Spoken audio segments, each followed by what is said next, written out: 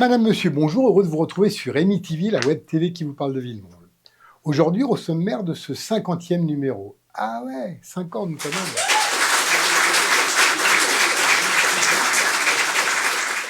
Alors, au sommaire donc de ce 50e numéro. L'article du journal du Parisien paru ce mercredi 9 avril, puis ensuite un recours en annulation contre l'élection municipale, puis le conseil municipal de demain 9 avril, et enfin les questions que nous allons prévu de poser en fin de ce conseil. Vous êtes prêts? Alors allons-y.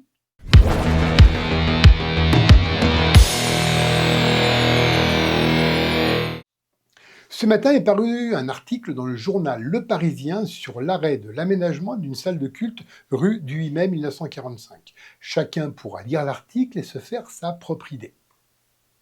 Mais voilà un résumé de ce que nous avions écrit au préfet le 3 mars 2026. L'objet de notre courrier était « Appel à voter pour Jean-Michel Buteau pour une association cultuelle toute nouvellement créée pour laquelle le maire a mis à disposition un bâtiment privé municipal pour l'exercice permanent d'un culte. » Nous avons pris connaissance lundi 2 mars d'un projet d'installation à Villemont d'une salle cultuelle pour un bâtiment municipal fermé depuis de nombreuses années. Nous avions constaté que les travaux importants y étaient menés sans affichage de permis, sans aucune déclaration de travaux, et au service de l'urbanisme que nous avons été voir le lendemain, on nous indiquait qu'un permis de construire avait été déposé seulement le 2 mars, le jour où nous sommes allés sur place. Avant ou après notre visite, on vous laisse deviner. Dans le courrier, nous disions également que nous n'étions absolument pas hostiles à un projet très attendu par les habitants musulmans de notre commune. C'est d'ailleurs dans nos rangs que les musulmans ont toujours trouvé un soutien pour leur permettre d'exercer leur culte avec dignité. Nous regrettions cependant que ce projet se fasse en catimini et nous complétions notre courrier en disant que la gravité du problème se situait ailleurs.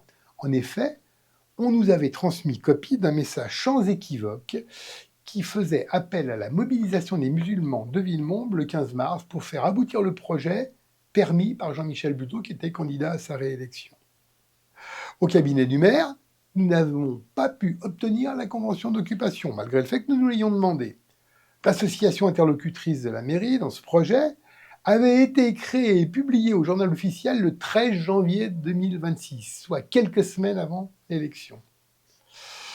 Nous étions inquiets également que les supposés responsables d'un établissement qui allait devoir recevoir du public puissent annoncer une ouverture et des visites alors que les procédures légales n'étaient pas encore étudiées.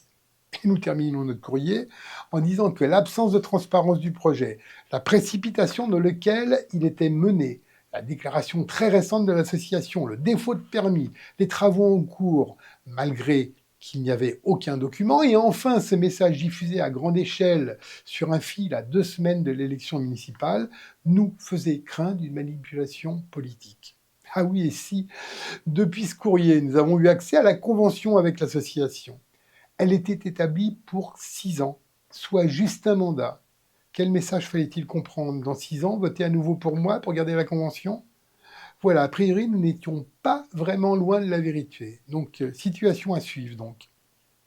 Ensuite, recours contre l'élection. Effectivement, un colissier de M. Buteau a fait un recours contre le nouveau maire pour faire annuler l'élection. Et voilà, ça continue. Ça, on vous l'avait dit.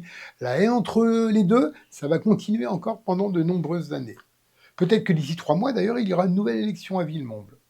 Comme il est dit par plusieurs personnes sur Facebook, ce monsieur qui fait le recours ferait bien mieux de s'occuper des conditions de vie des Villemontois qui habitent dans les logements sociaux, parce que ça, par contre, c'est de sa responsabilité.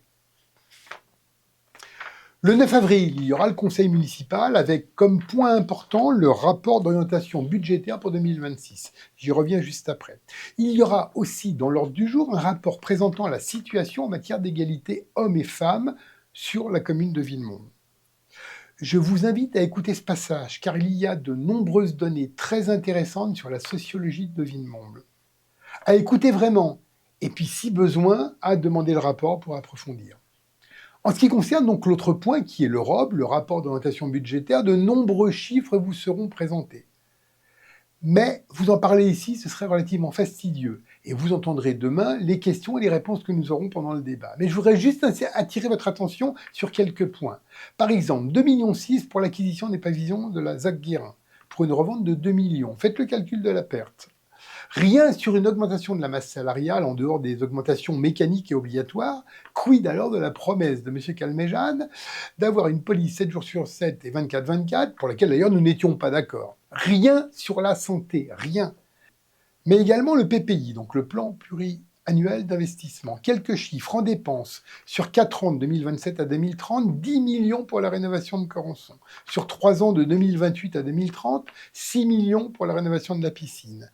En recette, écoutez bien, 200 000 euros par an d'amende de police. La vente de Saint-Brévin pour 200 000 euros, ça il en est hors de question. La vente de l'ancienne cuisine centrale, mais pourquoi faire? La vente du terrain Autovision sur la Grande Rue pour 2 millions. Mais également pourquoi faire? D'ailleurs, les riverains seront certainement intéressés de la réponse lorsque nous poserons cette question.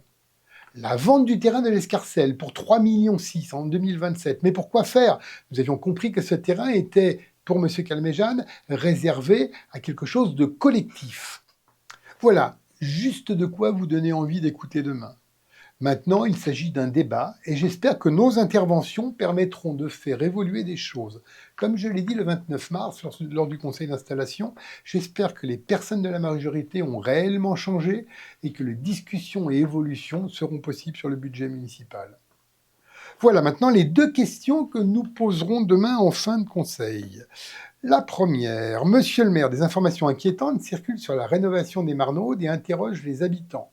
Le projet dont le dimensionnement sera revu à la baisse, la reconstruction qui prendrait un retard. Ce sentiment est d'ailleurs renforcé par le récent appel à manifestation d'intérêt lancé par ICF La Sablière, qui est le bailleur, pour occuper la friche laissée par la démolition de 2 bâtiments pour une durée de 3 ans. Pouvez-vous nous apporter des précisions utiles à l'information des habitants qui ont déjà eu à subir cet été panne de chauffage et d'eau chaude, d'électricité, d'internet, l'humidité dans les logements, du bruit et de la poussière pendant les démolitions? Je rappelle que M. Buteau avait dit au conseil d'installation qu'il n'y avait aucun problème et que les travaux n'étaient pas arrêtés. Non acte. La deuxième question, Monsieur le maire, la réouverture de la maison familiale de Corançon-en-Vercors a été un sujet important de la campagne des municipales 2026. Lors du conseil municipal d'installation du 29 mars dernier, Monsieur Buteau a informé l'Assemblée qu'un dossier complet avait été laissé sur votre bureau. Monsieur le maire, qu'avez-vous trouvé sur votre bureau concernant la maison familiale de Corançon-en-Vercors?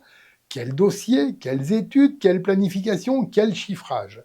Monsieur le maire, dans un esprit constructif, notre groupe propose la création d'une commission transpartisane afin de se rendre sur place rapidement, faire l'état des lieux et suivre la rénovation de la maison familiale qui nous tient tous à cœur. Je pense également que cette commission transpartisane qui permettrait à tous les groupes municipaux de suivre les travaux et de voir l'état des lieux, je pense qu'elle pourrait également être installée pour suivre Saint-Brévin-les-Pins, puisqu'il est hors de question pour nous que nous vendions Saint-Brévin-les-Pins. Voilà, c'est fini pour aujourd'hui. À demain sûrement lors du conseil qui, je le rappelle, est public et se tiendra à 19h en mairie. Alors venez écouter sur place ou au pire en live ou en replay sur YouTube et Facebook. On se retrouve d'ici une quinzaine de jours pour le prochain conseil municipal qui devrait se tenir fin avril. À bientôt et d'ici là, portez-vous bien.